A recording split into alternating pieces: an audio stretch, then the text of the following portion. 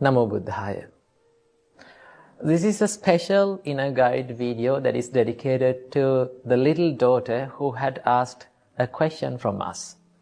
She had mentioned in her comment that she has a big problem with laziness, and also her exams are near, so she is in a big stress. And also, she said that she no longer finds a value in her life. I think most of us have these kind of questions. Okay, let's start with the first question. She had said that she has a big problem with laziness and sleepiness. I know that getting up early in the morning and sitting for studying and doing the studies is a little bit of a hard thing to do, when you are a student especially. First of all, let me introduce you to the inspiring words of the Supreme Buddha. Supreme Buddha said, Sukharani asadhuni attano ahitani cha. It is very easy to do evil things, the things that brings the unhappiness or the suffering or the regret to our life. Supreme Buddha said, Yangve hitangcha sadhungcha tangve paramadukkaram. If there is something that brings us the happiness to our life, if there is something that makes us proud about ourselves, doing such things is a really, really hard thing. So, getting up early in the morning and sitting for studies is a hard thing to do. Why? Because if you do that, it brings the happiness to your life. Right? Studying, educating yourself brings the happiness to your life.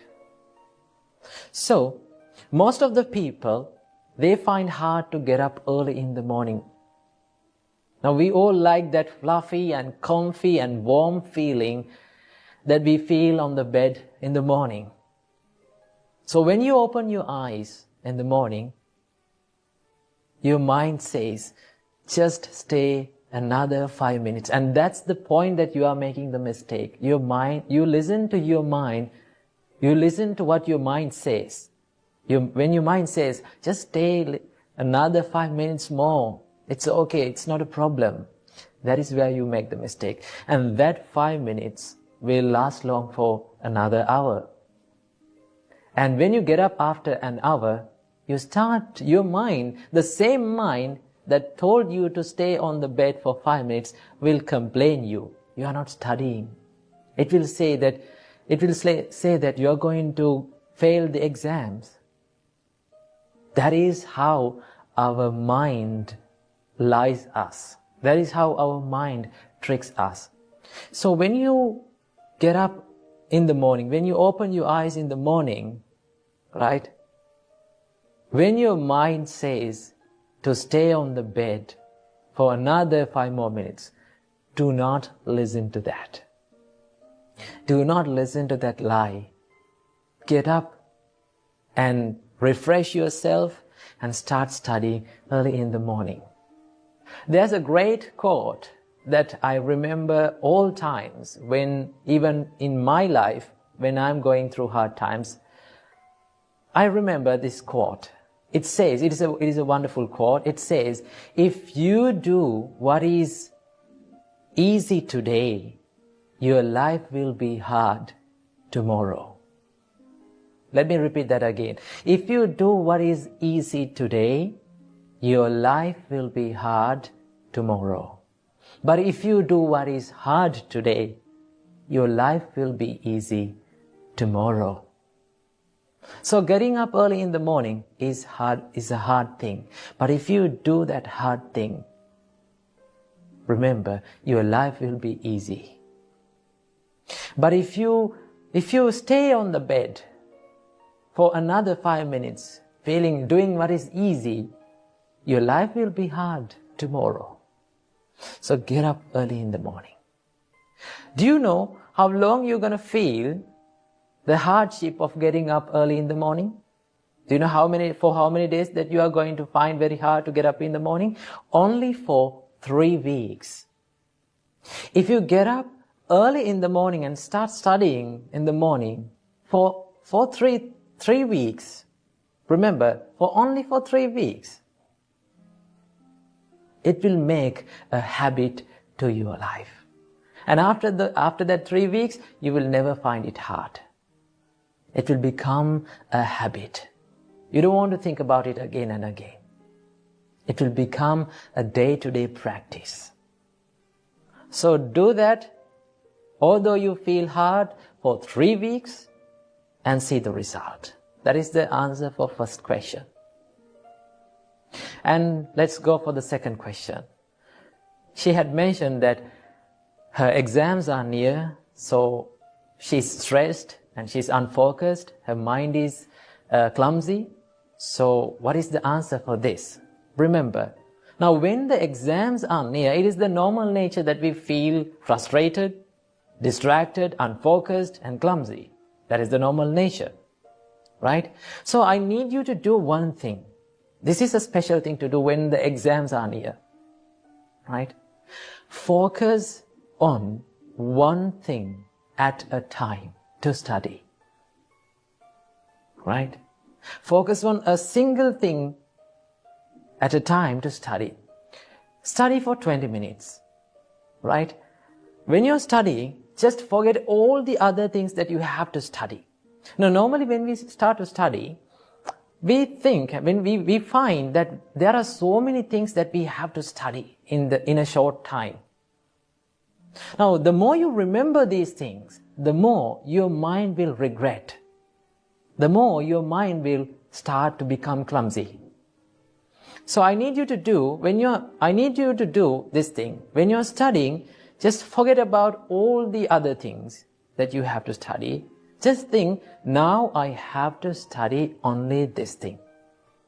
There's nothing that I have to study more.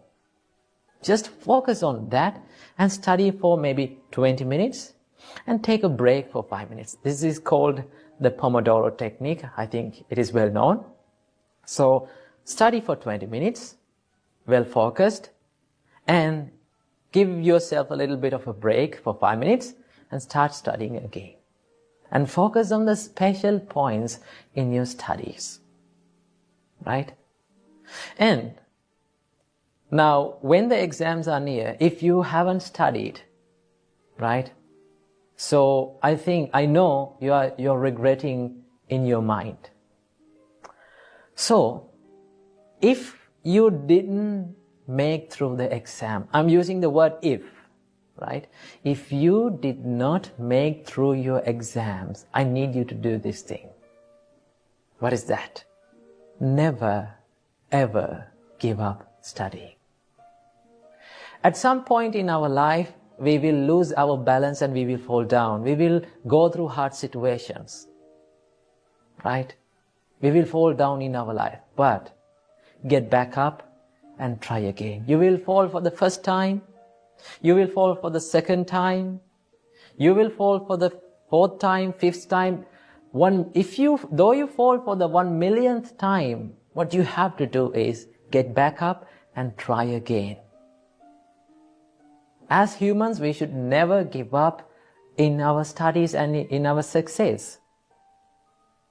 So, if you did not make through the exams, do not quit your studies.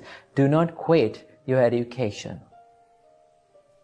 Right? Get back up and try again, and one day, you will find that you have been success.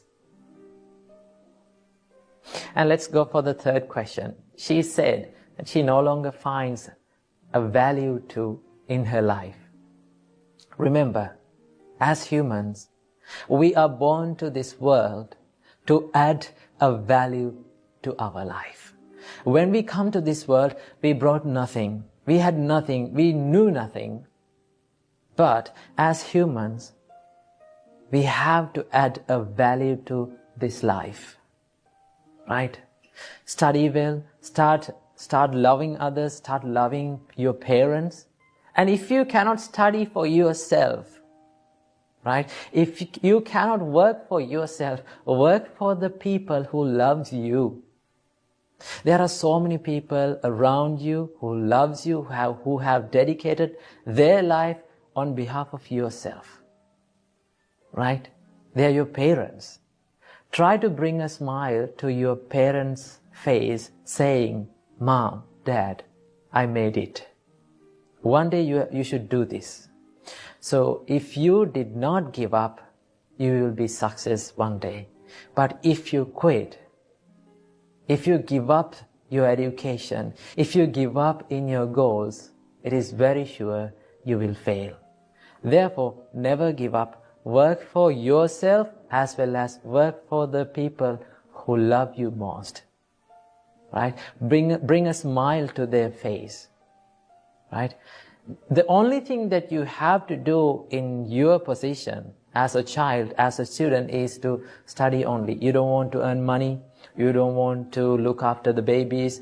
There's nothing to do. Only thing that you have to do is to study. Do that. But never give up. That is what I have to share in this special video. So I wish that daughter and all of you have the same questions in your life. May you be well and happy. May you live long. May you live a happy life. And may all of your dreams come true. And may all of you realize the Four Noble Truths in this Gautam Buddha's dispensation. When life hits you hard, and when you are in that dark place, sometimes we make excuses saying that this is my destiny, this is my fate, and this is my bad luck, and this is my karma. Well, what if I told you not everything that happens in your life is your bad luck? It is not always according to your destiny or fate. There are certain things that we can do to change our destiny and fate. Okay, so let's discuss about it in this video. Now, some of you have been asked in the comment section that is everything that happens in life is predetermined or due to karma? Okay, so I'm going to give you the answer for this question. Before giving the answer to this question, let's look at how Buddha taught about this perspective. The Buddha says, those who hold on to the idea of everything that happens, every experience that happens in our life is predetermined, whether it is good, bad, or neutral, that every feeling, every experience in life is predetermined or is due to bad karma or karma that is in the past. That perspective, that weave leads to inactivity, or that weave make that person a lazy person. So the Buddha says, just because this is your bad luck or destiny or karma, you should give up trying. The Buddha never says like that. The Buddha says, always try something to make your life a better one. Okay? The Buddha says, there are certain things that can be done to change our destiny. Okay? Now, so many of you believe that destiny cannot be changed. Well, it's wrong. Destiny can be changed according to the choices that we make right here, right now. So that is why it is very important to remember that not everything that is happening in our life, whether it is good or bad or neutral, is always due to bad karma. Okay? There are certain phenomena and there are certain things and processes that happens in our life out of this concept of destiny. Okay?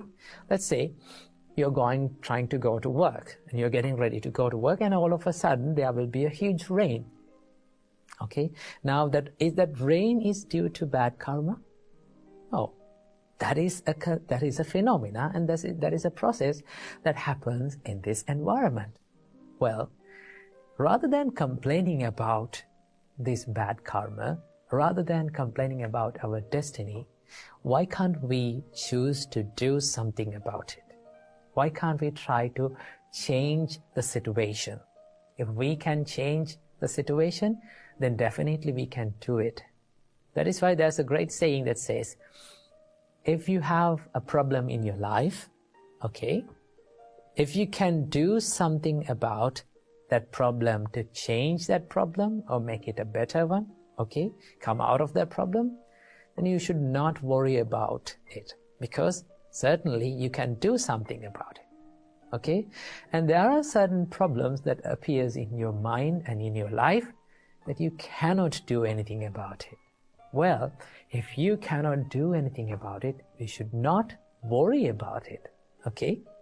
So that is why always remember, karma is a bigger part in our life. It plays a bigger role in our life, but we can change certain things, okay? We can change our destiny by choosing to make correct choices in this present moment. So that is why what I have to share in this video today. Never ever believe that your destiny cannot be changed. You can choose to do it by making correct choices. Work hard and do not ever give up in your life. Still, I can remember this incident. When I was little, when I was at school, one of my teachers came to our noisy classroom and she asked from us, "Do you know why you have given 2 ears and 1 mouth?" Then she said, "The reason why we have given 2 ears and 1 mouth is to talk less and to listen more."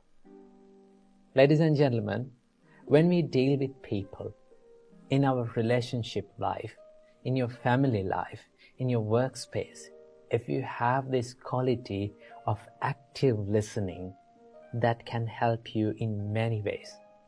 This quality can help you in many ways. Okay?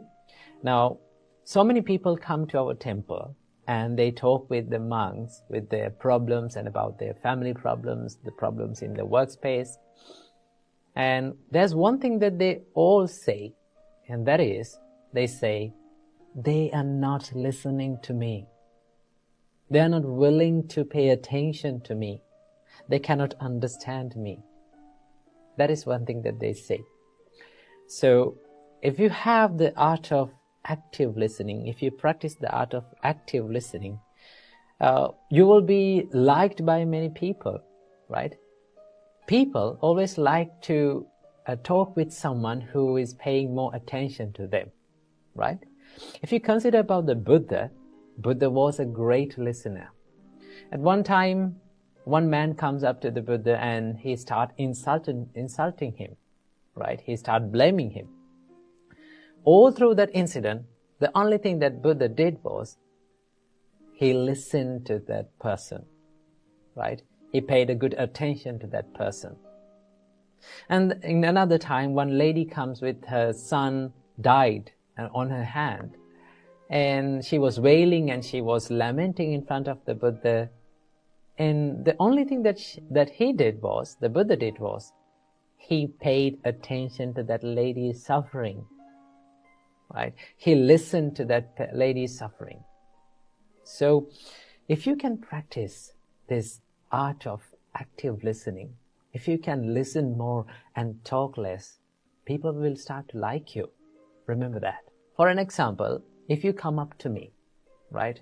If you wanted to talk about a problem that you are having in your life, and from the beginning of the conversation, if I started to give you instructions and give you the advice and my opinions about that problem, what would you feel? You will start to think like, this monk cannot understand me. He's not willing to pay attention to me. He's not willing to listen to me. So, practice this art of active listening. So how can we practice the listening? Well, the Buddha said that all the words that we speak from our mouth is pre-processed in our mind. That means we think first all these words and then we put it into our mouth and we speak.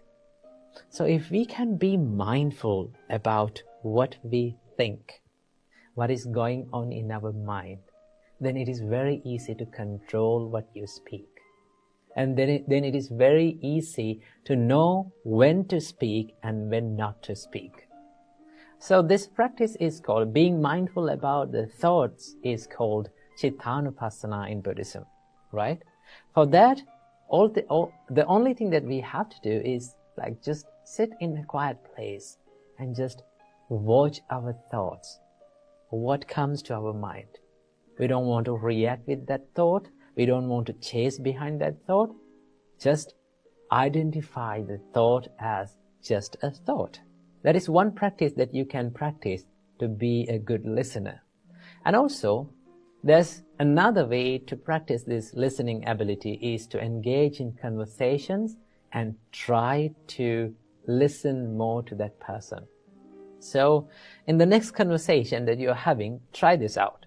Go to someone, and if they wanted to talk with you, just from the beginning of the conversation, tell it to yourself that I'm going to listen to this person more. I'm going to pay attention to this person more. That is one way of paying and showing your love and affection to the person that is in front of you, right? That is why lending a good ear and listening to someone and sharing their suffering or problems with them is one way of showing your compassion and love towards them. Okay? So in the next conversation, when you go through that, just listen more to them. Let them put out what is in their mind. And when they go silent, and then you have to ask some more questions. Tell me, how did you do that? Right? How it happened? Right? Tell me more about the details that happened. Then they will be more interested in talking with you, and they will start to like you and love you. When you practice this, then you will get used to this active listening. Okay? And also remember, do not listen to someone just to reply to them or just to give your opinion to them. Always listen to people to understand about their situation, to understand who the person behind these words, and to understand the intention behind these words. When you do that, then you will become an active and a good listener, and then you will be liked by many people. So that is all about the active listening. Be mindful about your thoughts and listen more than you talk. Keep that in your mind.